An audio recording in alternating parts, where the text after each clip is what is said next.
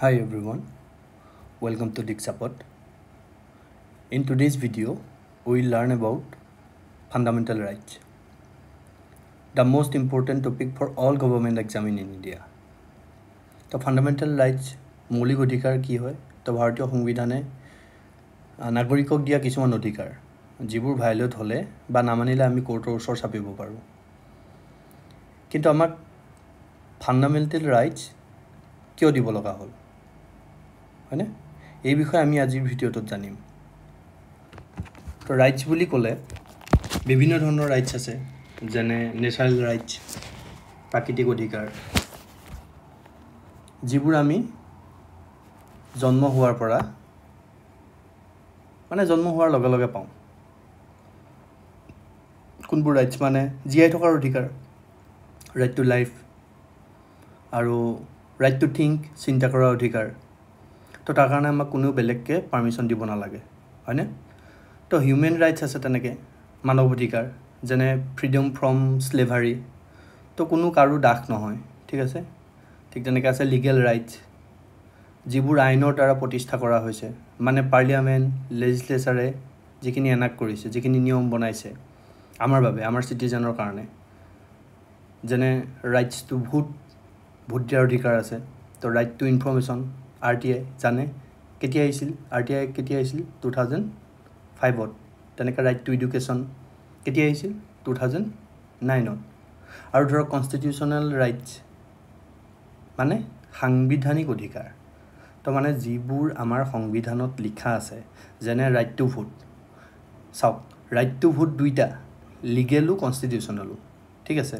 তো আৰু ধৰক ৰাইট টু প্ৰপাৰ্টি, আগতে ৰাইট টু প্ৰপাৰ্টি বৰ্তমান কনষ্টিটিউশ্যনেল ৰাইট, কিন্তু আগতে এইটো ফাণ্ডামেণ্টেল ৰাইট আছিলে, under article 19(1)(f) and article 31। কিন্তু 44th এমেণ্ডমেণ্টত 1978ত কি হয়, এইটো ফাণ্ডামেণ্টেল ৰাইটৰ পৰা আঁতৰাই দিয়া হয়। কিন্তু কিয় আঁতৰালে? কাৰণ গভৰ্ণমেণ্টে লেণ্ড ৰিফৰ্ম আনিব বিচাৰিছিলে। তো ইণ্ডিপেণ্ডেঞ্চৰ পিছত কিছুমান মানুহৰ ওচৰত বহুত মাটি বাৰী আছিল, তো সেইবোৰ গভৰ্ণমেণ্টৰ হাতলৈ নিব বিচাৰিছিলে। কিন্তু ফাণ্ডামেণ্টেল ৰাইটছ হোৱাৰ কাৰণে কোৰ্ট কেছ ফেচ কৰিব লগা হৈছিলে। তো গভৰ্ণমেণ্টে বিচাৰিছিলে দুখীয়া লেণ্ডলেছ মানুহখিনিক মাটিবোৰ বিলাই দিবলৈ, কিন্তু জমিদাৰ টাইপৰ যিখিনি মানুহ আছিলে তেওঁলোকে কোৰ্টত কেছ দিছিলে, কাৰণ ফাণ্ডামেণ্টেল ৰাইটছ ভায়োলেট হৈছে বুলি, ঠিক আছে। ঠিক তেনেকৈ fundamental rights are called the Magna Carta of India, আৰু USA বিলছ অফ ৰাইটছৰ পৰা এইটো বড়ো কৰা হৈছে, ঠিক আছে। এতিয়া কথাটো হ'ল মেগনা কাৰ্টা কি? মেগনা কাৰ্টা শুনিছেনে কেতিয়াবা আগতে এই নামটো, মেগনা কাৰ্টা? তো মেগনা কাৰ্টা বেলেগ একো নহয়, এইটো ডকুমেণ্ট হয় এটা, ঠিক আছে। ইংলেণ্ডৰ ৰজাই চাইন কৰিছিলে, ইংলেণ্ডৰ ৰজাজনৰ মই নামটো পাহৰিছোঁ, আপোনালোকে চাই ল'ব, 1215, 1215। তো এইটো কি চাইন কিয় কৰিছিলে? যে ৰজাৰ যিটো পাৱাৰ সেইটো লিমিট কৰিছিলে, মানে লিমিটেড পাৱাৰ, মানে কনষ্টিটিউশ্যনেল গভৰ্ণমেণ্ট আৰু ৰুল অফ ল এষ্টাব্লিছমেণ্টৰ ক্ষেত্ৰত, ঠিক আছে, কনষ্টিটিউশ্যনেল গভৰ্ণমেণ্ট আৰু ৰুল অফ ল এষ্টাব্লিছ কৰাৰ ক্ষেত্ৰত এইটো ডকুমেণ্টেই মেগনা কাৰ্টা ফাৰ্ষ্ট ডকুমেণ্ট বুলি কয়, ঠিক আছে। এতিয়া আমি কৈছোঁ যে ফাণ্ডামেণ্টেল ৰাইটছত আৰ্টিকল 12 পৰা 35লৈকে আছে, আৰু ফাণ্ডামেণ্টেল ৰাইটছখিনি জাষ্টিচিয়েবল হয়, মানে কোৰ্টত এনফৰ্চেবল হয়। আপুনি কিবা এটা ভায়োলেট হ'লে আপুনি কোৰ্টত যাব পাৰে। ঠিক তেনেকৈ ইউনিভাৰ্চেল সকলো চিটিজেনৰ কাৰণে আছে, আৰু কিছু জেগাত ৰিজনেবল ৰেষ্ট্ৰিকশ্যন আছে, যেনে নেশ্যনেল ইমাৰ্জেঞ্চি,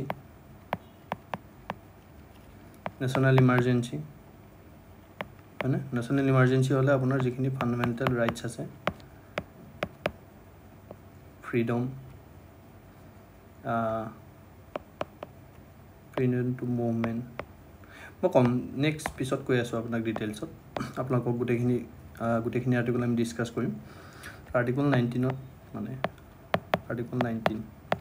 19ত ৰেষ্ট্ৰিকশ্যন আহে, আৰ্টিকল 20 আৰু 21 ৰেষ্ট্ৰিকশ্যন নাহে কেতিয়াও ঠিক আছে ইমাৰ্জেঞ্চি লাগিলেও ইয়াত দিছোঁ inspired by USA bill of rights ঠিক আছে তো ফাণ্ডামেণ্টেল ৰাইটছ বুলি ক'লে কি 6টা ফাণ্ডামেণ্টেল ৰাইটছ আছে 6 fundamental rights right to equality right to freedom right against exploitation শোষণৰ বিৰুদ্ধে ৰাইট টু ইকুৱেলিটি মানে সমতাৰ অধিকাৰ ঠিক তেনেকৈ ৰাইট টু ফ্ৰীডম মানে ফ্ৰীডম আপোনাৰ right to movement right to expression এনেকুৱা ধৰণৰ ফ্ৰীডম আছে ঠিক তেনেকৈ ৰাইট এগেইনষ্ট এক্সপ্লইটেশ্যন আছে শোষণৰ বিৰুদ্ধে ফ্ৰীডম অফ ৰিলিজন ধৰ্মীয় ফ্ৰীডম আছে আপোনাৰ ধৰ্মীয় স্বাধীনতা ঠিক আছে কালচাৰেল আৰু এডুকেশ্যনেল ৰাইট আছে ঠিক তেনেকৈ কনষ্টিটিউশ্যনেল ৰিমিডিছ আছে সংবিধানে কিছুমান আপোনাক ৰিমিডি আগবঢ়াইছে তো ৰাইট টু ইকুৱেলিটি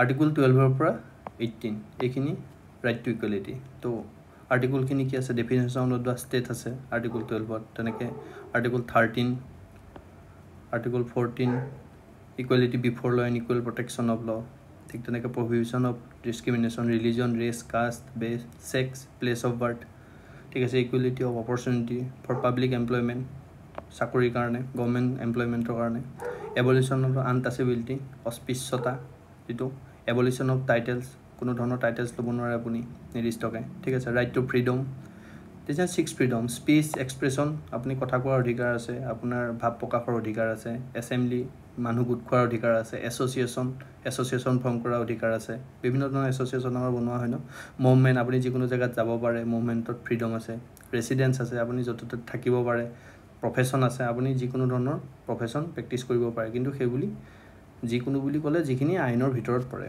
আপুনি যদি ড্ৰাগছ মাফিয়া হয় সেইটো আপোনাৰ প্ৰফেশ্যন এলাউ নকৰে ঠিক আছে ঠিক তেনেকৈ protection in respect of conviction no' ex post facto law double জেপাৰ্ডি আৰু ছেল্ফ ইনক্ৰিমিনেশ্যন তো আপুনি নিজৰ ওপৰত নিজেই জবাবদিহি দিব নোৱাৰে বা কোৰ্টত নিজকে নিজে আপুনি ক্ৰিমিনেল সজাব নোৱাৰে তো সেইটো কাৰণে আপুনি যদি কয় কিবা এটা দুখ কৰাৰ পিছত পুলিচ ষ্টেচনত জবানবন্দী দিয়ে কিন্তু সেইটো আপোনাৰ কোৰ্টত একচেপ্ট নহয় ঠিক আছে জানছে আপোনাক পুলিচে প্ৰেছাৰাইজ কৰি পেলাই সৈমান কৰাইছে যে তই মানি ল দুখটো ঠিক আছে ঠিক তেনেকৈ আপুনি ডাবল জিঅ'পাৰ্ডি মানে আপুনি একেটা দুখৰ কাৰণে দুবাৰ শাস্তি পাব নোৱাৰে এটা দুখৰ কাৰণে আপুনি এবাৰেই শাস্তি পাব ঠিক আছে ঠিক তেনেকৈ protection of life and personal liberty আমাৰ নিজৰ লাইফৰ আৰু পাৰ্চনেল লিবাৰ্টি প্ৰটেকশ্যন আছে আৰ্টিকল 21 এটা বহুত ডাঙৰ আৰ্টিকল ইয়াৰ যিটো পৰিসৰ বহুত বহল ঠিক আছে ঠিক তেনেকৈ article 21A right to free and compulsory education এইটো পিছত এড কৰা হৈছে ঠিক তেনেকৈ article 22 protection against arbitrary arrest and detention preventive detention যিটো হয় ঠিক আছে ৰাইট এগেইনষ্ট এক্সপ্লইটেশ্যন শোষণৰ বিৰুদ্ধে তো হিউমেন ট্ৰেফিকিং জানে না ফ'ৰ্চ লেবাৰ হিউমেন ট্ৰেফিকিং বুলি ক'লে কি বুজি পায় হিউমেন ট্ৰেফিকিং নাৰী দেহ ব্যৱসায় কৰে ন অংগ ব্যৱসায় কৰে আপোনাৰ কাৰোবাৰ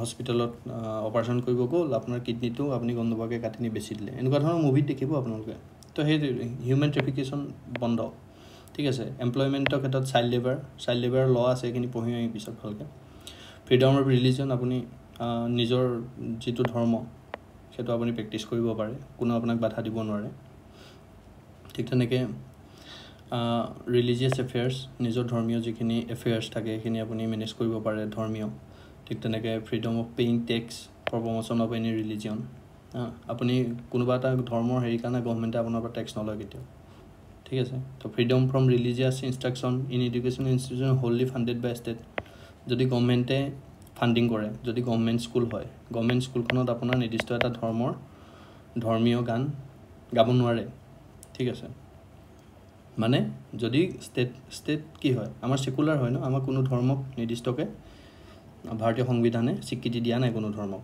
তো সেইটো কাৰণে ছেকুলাৰ হয় গতিকে ষ্টেট ফাণ্ড য'ত গভৰ্ণমেণ্টৰ পইচা লাগি আছে সেই ইনষ্টিটিউটটোত কোনো ধৰণৰ ৰিলিজিয়াছ আপুনি ইনষ্ট্ৰাকশ্যন দিব নোৱাৰে ঠিক আছে ঠিক তেনেকৈ কালচাৰেল এডুকেশ্যনেল ৰাইটছ আছে protection of interest of minorities আমাৰ মাইনৰিটি মানুহৰখিনি যিখিনি মানুহৰ সংখ্যা কম সংখ্যালঘুৰ কাৰণে লেংগুৱেজ স্ক্ৰিপ্ট কালচাৰ তেওঁলোকৰ কালচাৰ প্ৰিজাৰ্ভেশ্যনৰ কাৰণে আৰ্টিকল আছে আৰ্টিকল 29 তেনেকৈ আৰ্টিকল 30 আছে right to minorities to establish and administer educational institution মাদ্ৰাছাখিনি যেনেকৈ আছে মাইনৰিটি ইনষ্টিটিউশ্যন হয়নে তেনেকৈ কনষ্টিটিউশ্যনেল ৰেমিডিজ আছে right to move Supreme Court for enforcement of fundamental rights include issue of writs, habeas corpus, mandamus, prohibition, certiorari, quo warranto.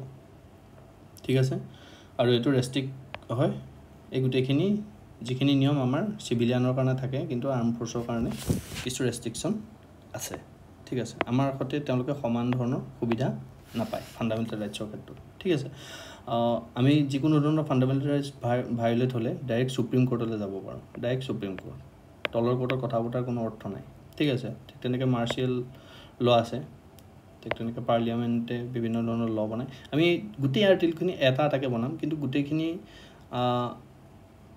আপোনাৰ গোটেই আৰ্টিকলখিনি এটা ভিডিঅ'ত বনাবলৈ বহুত দীঘলীয়া হ'ব ভিডিঅ'টো তো আপোনালোকে পঢ়ি বৰ হ'ব তো সেইটো কাৰণে আমি এটা এটাকে ভিডিঅ'খিনি বনাম তো আজি আমি মেইনলি আৰ্টিকল 12 পৰা আৰ্টিকল 18 লৈকে এইখিনি আৰ্টিকল চাম ঠিক আছে তো ফাৰ্স্ট আৰ্টিকল 12 ঠিক আছে ওকে তো ফান্ডামেন্টাল ৰাইটছৰ আৰ্টিকল 12 পৰা 18 লৈকে ডিটেইলছত আলোচনা আমি কৰিম আজি ঠিক আছে এনি কুৱেশ্যন যদি এইকেইটা আৰ্টিকলৰ পৰা আহে আমি যাতে এটেম্প কৰিব পাৰোঁ ঠিক আছে তো ফাৰ্স্ট আহিল আৰ্টিকল 12 য'ত ষ্টেট কি হয় তাক ডিফাইন কৰিছে বুঝছনে ষ্টেট বুলি ক'লে আমি কি বুজো government central government state government মানে লোকেল অথৰিটিজ মানে মিউনিচিপালিটিজ বা পঞ্চায়ত বেলেগ বেলেগ গভৰ্নমেন্ট ইনষ্টিটিউচন যেনে চৰকাৰী বেংক ইউনিভাৰ্চিটি ইভেন এনজিও যদি গভৰ্নমেন্ট ফান্ডিঙত চলি আছে এনজিও যদি গভৰ্নমেন্টৰ প্ৰজেক্ট চলাই আছে তেতিয়া হেতু ষ্টেটত ধৰা হ'ব ঠিক আছে ষ্টেটৰ ডেফিনেশ্যনটো কিয় লাগে মানে কাৰণ fundamental rights generally against state এনফোৰ্স হয়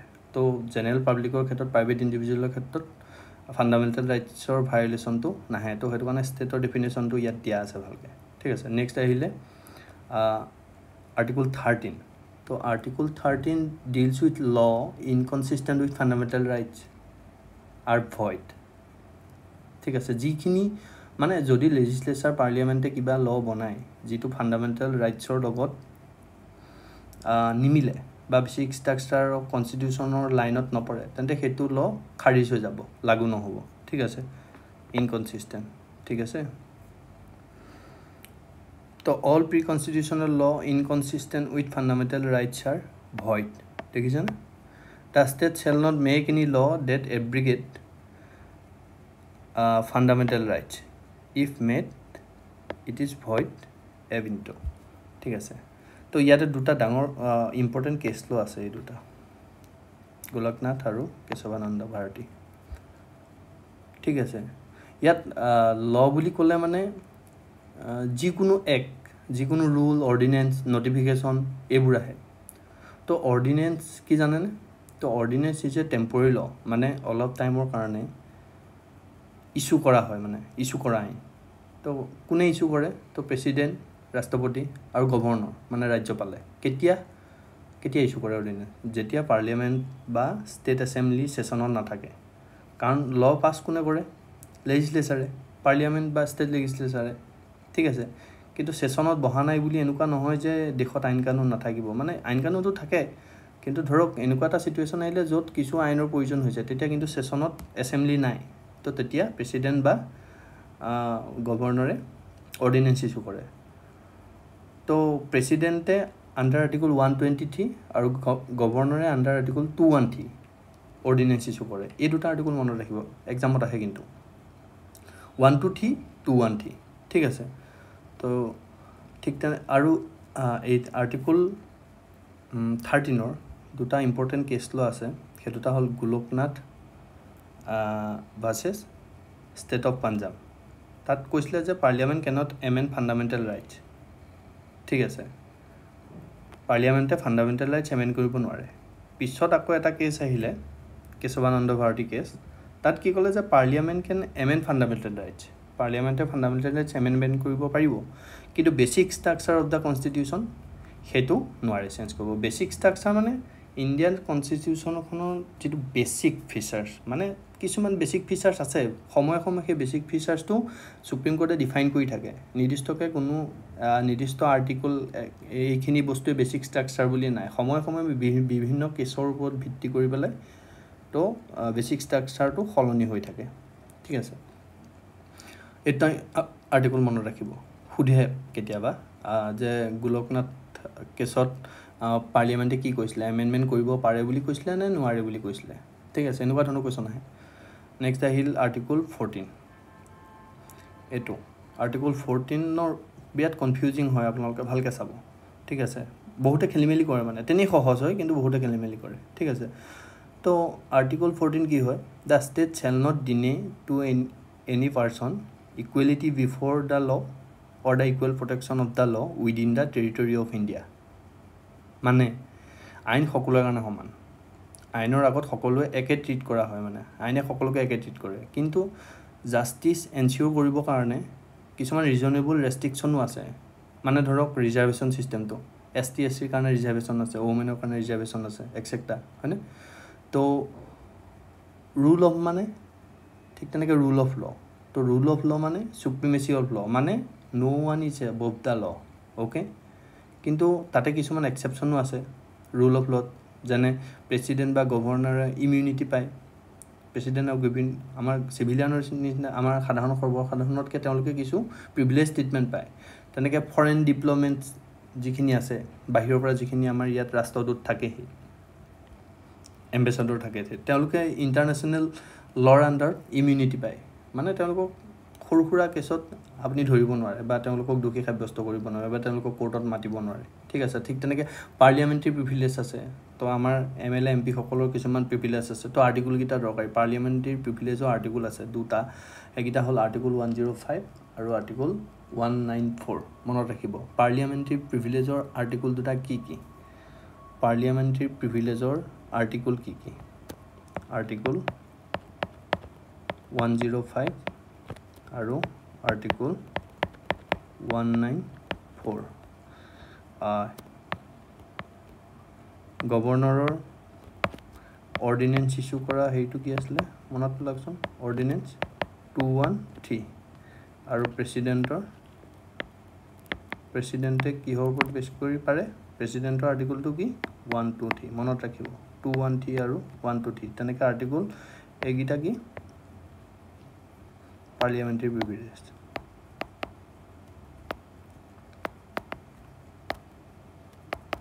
পাৰ্লিয়ামেণ্টাৰী প্ৰিভিলেজ, ঠিক আছে, পাৰ্লিয়ামেণ্টাৰী প্ৰিভিলেজ। ঠিক তেনেকৈ ইকুৱেল প্ৰটেকশ্যন অফ ল। তো ইকুৱেল প্ৰটেকশ্যন অফ ল তো কি হয়, তো every person in similar circumstances shall be treated equally. গম পাইছেনে, যদি আপোনাৰ মোৰে কণ্ডিশ্যন একে, তো আমাক একেধৰণে ট্ৰিট কৰিব, তো সকলোকে একে ট্ৰিট কৰিব লাগে, ঠিক আছে। কিন্তু it does not mean that same law must apply to every one regardless of differences, ঠিক আছে। তো but that similar people and situations must be treated similarly and unequals can be treated differently. মানে মূল কথাটো হ'ল যিখিনি সমান তেওঁলোকক সমানভাৱে চায়, যিখিনি অসমান তেওঁলোকক এটা সমান অৱস্থালৈ আনিবলৈ অসমানকৈ চোৱা হয়। মই সহজ ভাষাত কৈছোঁ, আমাৰ ইণ্ডিয়াত ST SC OBC ৰিজাৰ্ভেশ্যন কিয় আছে কওকচোন। ৰিজাৰ্ভেশ্যনৰ মূল কাৰণ হ'ল suppose government job, educational level, education, health, হয়নে, আৰু ইকনমিক কণ্ডিশ্যন। এই গোটেইখিনিৰ ক্ষেত্ৰত চাব জেনেৰেল মানুহখিনি আগবঢ়া, যিখিনি জেনেৰেল মানুহ আগবঢ়া, কিন্তু ST SC OBC এই মানুহখিনি কিছু পৰিমাণে পিছপৰা। তো সেইটো কাৰণে ৰিজাৰ্ভেশ্যন দিছে, মানে equal should be treated equally, ঠিক আছে, but unequals can be treated differently. মই আগতে কৈছোঁ ৰিজাৰ্ভেশ্যনৰ কথা, ঠিক আছে। মানে this is try to substantive equality যিটো কয়, নট মিয়েৰ ফৰ্মেল ইকুৱেলিটি, মানে বুজিছেনে। মানে সকলোৱে ন্যায় পোৱাটো লাগে, জাষ্টিচ সকলোৱে সমান হ'ব লাগে, লাগিলে তাৰ কাৰণে অলপ ৰিজাৰ্ভেশ্যন বা অলপ উঠা নমা কৰাটো একো ডাঙৰ কথা নহয়, ঠিক আছে।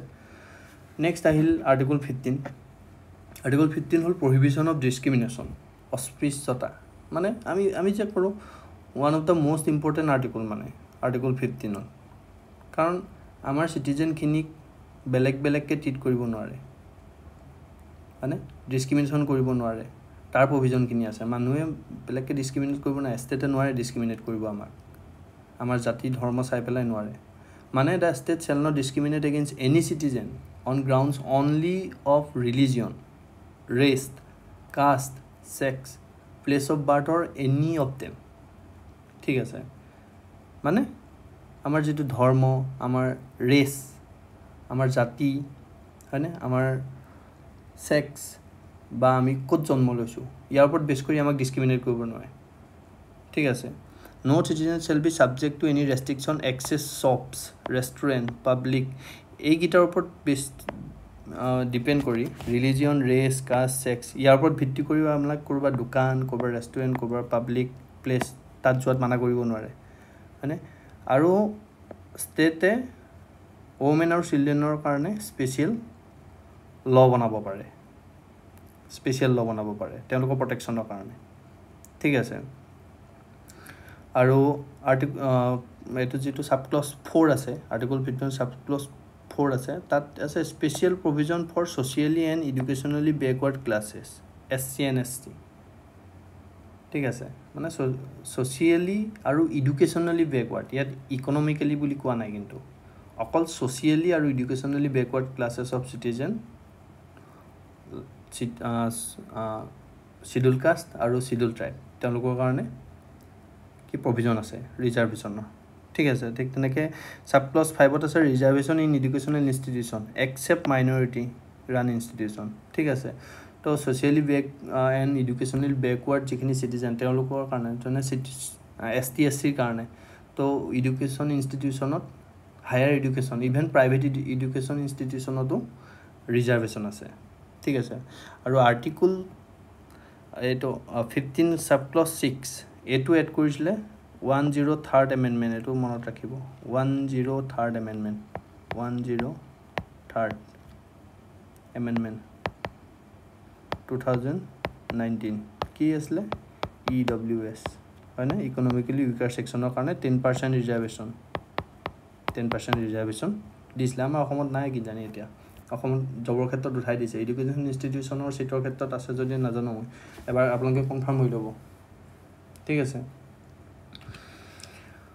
নেক্সট আহিলে article 16 equality of opportunity in public employment government job ঠিক আছে চাকৰিৰ ক্ষেত্ৰত এমপ্লয়মেণ্টৰ ক্ষেত্ৰত যিটো ইকুৱেল অপৰচুনিটি পাব লাগে সেইটোৰ ওপৰত তো equality of opportunity for all citizens in government job ঠিক আছে no discrimination on grounds of religion race caste sex descent place of birth and residence ঠিক আছে তো পাৰ্লিয়ামেণ্ট কেন প্ৰেছক্ৰাইব ৰেচিডেঞ্চ এটা টাৰ্ম হ'ব পাৰে বেচিছ হ'ব পাৰে ৰিকুৱাৰমেণ্ট ফৰ চাৰ্টেন পষ্ট পাৰ্লিয়ামেণ্টে পাৰে কিন্তু দেই ষ্টেটে নোৱাৰে পাৰ্লিয়ামেণ্টে পাৰে ঠিক তেনেকৈ reservation for backward classes not equally represented মানে যদি কোনোবা এটা চাকৰিৰ ক্ষেত্ৰত যদি ভাবে যে ডিপাৰ্টমেণ্টবোৰত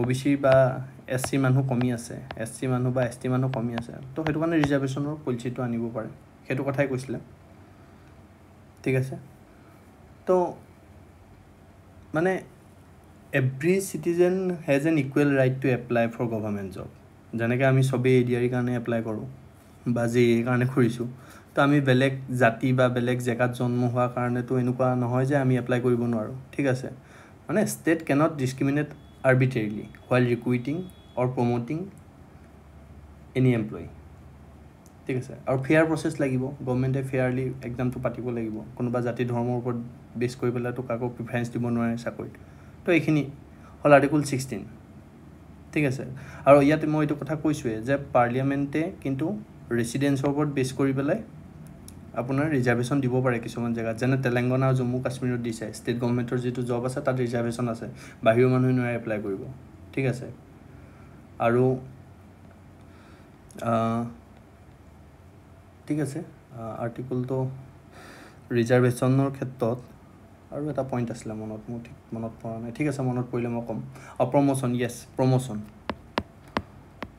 প্ৰমোশ্যনৰ ক্ষেত্ৰতো কিন্তু ৰিজাৰ্ভেশ্যন আছে।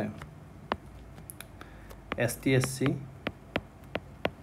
OBC মানুহে আমাৰ জেনেৰেল মানুহখিনিতকৈ মানে জেনেৰেল মানুহতকৈ আগত প্ৰমোশ্যন পায়, তেওঁলোকৰ কাৰণে প্ৰমোশ্যনৰ ৰিজাৰ্ভেশ্যন আছে। কাৰণ লাষ্ট ইয়েৰ এটা ৰিপৰ্ট পাইছিলোঁ নেকি, যিখিনি টোটেল 34 আছিলে কিজানি ছেক্ৰেটাৰী লেভেলৰ পোষ্ট আছিলে। 34 ছেক্ৰেটাৰী লেভেলৰ অফিচাৰৰ ভিতৰত মাত্ৰ এজন SC অফিচাৰ আছে আৰু ST এজনো নাই। গতিকে কেনেকুৱা আনইকুৱেল হয় মানে ভাবক। আৰু কি হয়, জেনেৰেল মেক্সিমাম যিহেতু জেনেৰেল, তো তেওঁলোকৰ আমাৰ যিখিনি এমপ্লয়ি আছে তেওঁলোকৰ মানে ACR থাকে। ACR মানে এনুৱেল কনফিডেঞ্চিয়েল ৰিপৰ্ট থাকে। আপুনি চাকৰি জীৱনত কি কাম কৰিছে তাৰ ওপৰত এটা বছৰেকীয়া ৰিপৰ্ট যায়। তো জেনেৰেল অফিচাৰখিনিয়ে ST SC যিখিনি অফিচাৰ তেওঁলোকৰ ওপৰত ভালকৈ নিলিখে মানে। তো সেইটো কাৰণে আৰু ৰিজাৰ্ভেশ্যন কম আছিলে, মানে ৰিপ্ৰেজেণ্টেশ্যন কম আছিলে। তো এইটো কেছটো ওলালে, এটা এছ'চিয়েশ্যনে RTI কৰিছিলে। তো RTIটোত এইটো ৰিজাল্ট ওলাইছিলে, ঠিক আছে। নেক্সট আহিলে আৰ্টিকল 17 এবলিশ্যন অফ আনটাচেবিলিটি। তো untouchability is abolished and it practice in many form is forbidden. The enforcement of any disability arising out of untouchability shall be an offence punishable under law. তো untouchability মানে কি, অস্পৃশ্যতা, মানে চুব নোৱাৰে যে, নিজ জাতিৰ বুলি কয়। তো আমাৰ অসমত ইমান নাই, কিন্তু নৰ্থ ইণ্ডিয়াত বহুত বেছি, ইভেন এতিয়াও আছে বহুত। আমাৰ ইয়াতো কিছুমান মানুহ আছে, নথকা নহয়, কিন্তু ইণ্ডিয়াৰ যদি আটাইতকৈ বেয়া কিবা নিয়ম আছে এইটো আনটাচেবিলিটি মানে। তো ছ'চিয়েল ডিছক্ৰিমিনেশ্যন বেছড অন কাষ্টৰ ওপৰত বেছ কৰিয়ে গোটেইখিনি হয়। এই গোটেই ছিষ্টেমটোৱে কাষ্টৰ ওপৰত, মানুহৰ কাৰণে বচাবৰ কাৰণে এইখন আইন আনিছে, ঠিক আছে। আৰু আজিৰ ভিডিঅ'টোৰ লাষ্টত আৰ্টিকল 18, ঠিক আছে। আৰ্টিকল 18টো কি হয়, এবলিশ্যন অফ টাইটেলছ। এবলিশ্যন অফ টাইটেলছ মানে কি, মানে কোনো উপাধি লৈ থাকিব নোৱাৰে, কোনো উপাধি লৈ থাকিব নোৱাৰে। আপুনি ব্ৰিটিছৰ দিনত আছিল ন লৰ্ড, এতিয়াও কোৰ্টত আছে মাই লৰ্ড বুলি কয় না, ছাৰ, ৰায় বাহাদুৰ, মহাৰাজা, দেৱানজী, হয়নে, জমিদাৰজী, মালিক বুলি কয় না, এইবোৰত আছিলে আগতে ব্ৰিটিছৰ দিনত। তো স্বাধীনতাৰ পিছত এইবোৰ আঁতৰাবৰ কাৰণে এইটো আৰ্টিকল অনা হৈছিল, ঠিক আছে। মানে ইণ্ডিয়ান ষ্টেট কেনট, ইয়াত দিছে no title except military or academic distinction shall be conferred by the state. আপুনি ষ্টেটে কোনো ধৰণৰ টাইটেল দিব নোৱাৰে কাকো, যদি সেইটো মিলিটাৰী বা একাডেমিক নহয়। এনেকুৱা ধৰণৰ দিব নোৱাৰে, মানে আগৰ দিয়া মহাৰাজা, দিৱানজী, জমিদাৰজী এইবোৰ দিব নোৱাৰে। ঠিক তেনেকৈ no' citizen shall accept any title from foreign state, আমি নোৱাৰোঁ ফৰেন কোনোবা কাণ্ট্ৰিৰ পৰা টাইটেল ল'ব নোৱাৰোঁ। ঠিক তেনেকৈ no' foreigner holding office or profit or trust shall accept any title from a foreign state without president. যদি কোনোবা ফৰেনৰ বিদেশী মানুহেও আমাৰ ইণ্ডিয়াৰ কিবা অফিচত চাকৰি কৰি আছে আৰু তেওঁলোককো যদি কোনোবা ফৰেন কাণ্ট্ৰিয়ে কিবা টাইটেল দিব বিচাৰে, তো তেতিয়াও তেওঁলোকে সেই টাইটেলটো ল'ব নোৱাৰে, প্ৰেচিডেণ্টৰ কনচেণ্ট লাগিব, প্ৰেচিডেণ্টক সুধিব লাগিব এই টাইটেলটো ল'ব পাৰোঁ নে নোৱাৰোঁ বুলি, ঠিক আছে। ঠিক তেনেকৈ no' person or citizen or foreigner, আমাৰ দেশীয়ে হওক বা বিদেশীয়ে হওক, shall accept any present emolument or office from a foreign state without president consent. তো যিকোনো ধৰণৰ এৱাৰ্ড বা যিকোনো ধৰণৰ প্ৰাইজ, ঠিক আছে, প্ৰেজেণ্ট গিফ্ট ল'বৰ কাৰণে প্ৰেচিডেণ্টৰ আগতীয়াকৈ প্ৰায়ৰ কনচাৰ্ণ লাগিব। প্ৰেচিডেণ্টে যদি কয় আপুনি ল'ব পাৰিব তেতিয়া পাৰিব, নহ'লে নোৱাৰে, ঠিক আছে। তো আজিৰ ভিডিঅ'টো দীঘলীয়া নকৰোঁ, তো আজিৰ ভিডিঅ'টো ইমানতে সামৰিছোঁ। তো আপোনালোকে কিবা নুবুজা থাকিলে কমেণ্ট কৰিব, আৰু নেক্সট 2টা ভিডিঅ'ত আমি ফাণ্ডামেণ্টেল ৰাইটটো শেষ কৰিম। তো লগতে ইম্পৰ্টেণ্ট ফাণ্ডামেণ্টেল ৰাইটছৰ কুৱেশ্যনখিনিও আমি প্ৰেক্টিছ কৰিম ঠিক আছে তো keep learning keep growing thank U